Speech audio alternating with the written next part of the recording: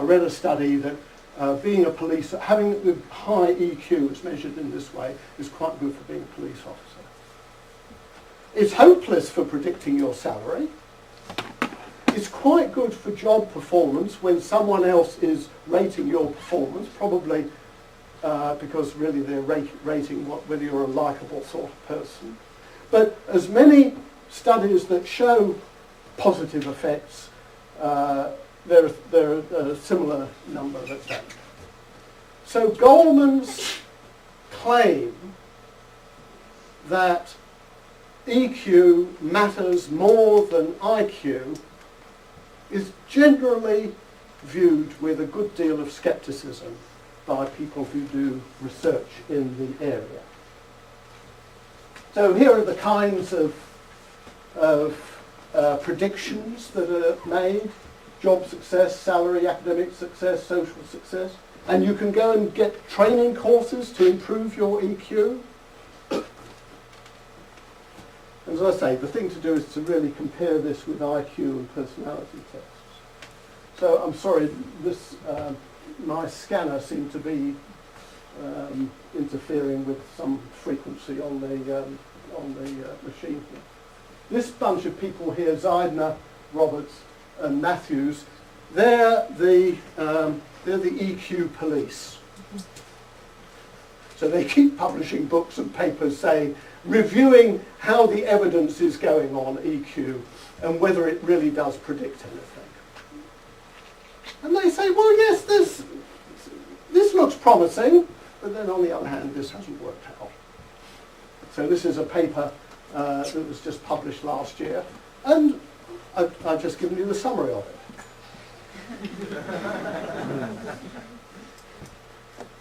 Okay. So let's take it the other way round. What about the intelligence of emotions? Now, as I mentioned, you know, when Sowerby and Mayer were painting the Sowerby house, they were sort of struck by the way in ordinary language and our ordinary assumptions, emotions and intelligence seem to be opposites. And here's the sort of thing. So when you say, she's being emotional, right, here's the translation. I'm not going to pay a single bit of notice to anything she says, right? Etc. In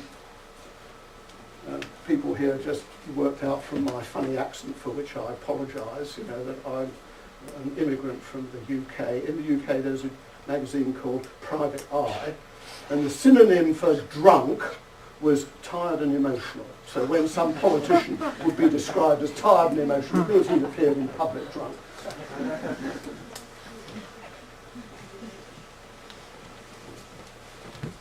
Okay. If we look at you know, some of the more august publications other than Private Eye, we see something different. So this is from Hamlet. Give me that man that is not passion's slave, and I will wear him in my heart's core. I in my heart of heart, as I do thee. He's saying this to Horatio, his friend.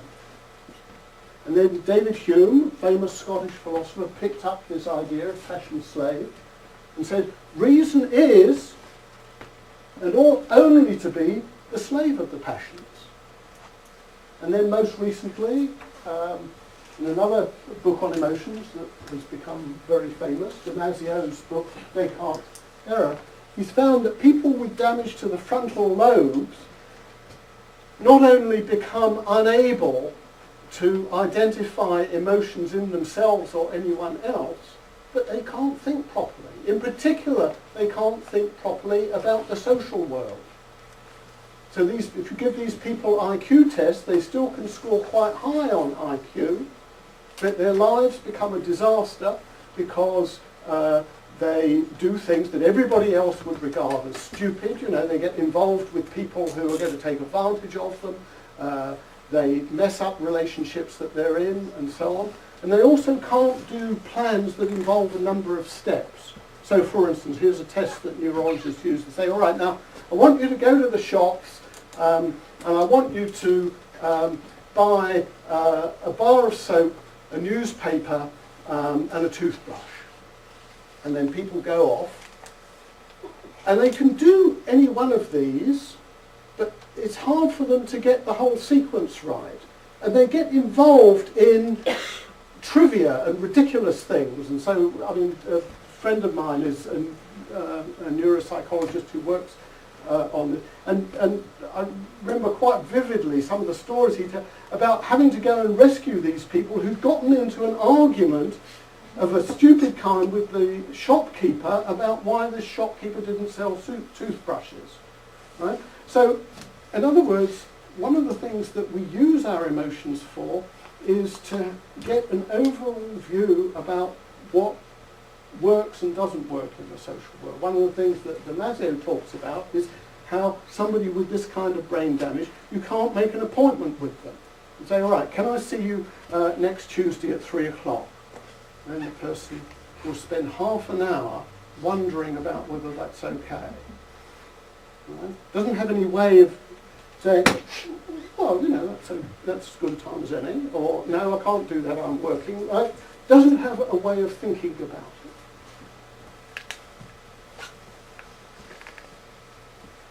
it. Okay, so each emotion has its own kind of intelligence. But the intelligence is what we psychologists call local. So happiness gives us energy. When we're doing something, happiness gives us energy to go on doing what it is we're doing. Sadness helps us to understand what went wrong. Anger promotes perseverance. Fear helps us avoid dangers. So those are the things that happen in the individual mind. But as I said, more importantly, we need to think about emotions in relationships. So what happiness does is to promote cooperation. Very interesting. So you meet someone, they smile at you, you smile back, and for a little while, it can be fairly isolated. You're going to have a cooperative relationship where you start to get to know each other a bit. It even works in the shop. You know, if you go into the shop and buy a newspaper or a toothbrush, right, then if you're working at the customer interface, then on the whole you're pleasant. And the economists tell us that the reason why these kinds of exchanges work is that we both of us have a net increment in our utility. That's exactly the wrong way round. The reason it works is because we human beings are successful because we know how to cooperate with our peers. And this cooperation is set up with a certain kind of mood, and being able to buy newspapers is a very important and useful byproduct. Sadness promotes disengagement, and it also elicits empathy from other people. And I was saying, we were having a conversation about, you can actually see this in chimpanzees. So when a chimpanzee gets hurt, then its friends will gather round and help it. So you can see empathy and helping in other animals than ourselves. Anger seems bad, but really most episodes of anger occur between people who know and like each other, spouses, parents and children, friends. And the purpose of anger is somebody's done something that didn't work quite well for this relationship. You say, I don't like that. And the episode of anger then allows you to readjust the relationship so that it can continue. And it requires a certain generosity to be angry with someone. If you really don't like them, then what you do is not talk to them. Fear, you know, some person yells out, you know, fire, you know, we all get anxious and then we do something jointly together. Okay. Now, Katie, I've got about another 5 or 10 minutes. Shall I, or I could stop? No, you can keep going. It's supposed to go till 9 with questions, so you can keep going. Oh, all right. Well, I'll okay. So here's I won't go on indefinitely. So are there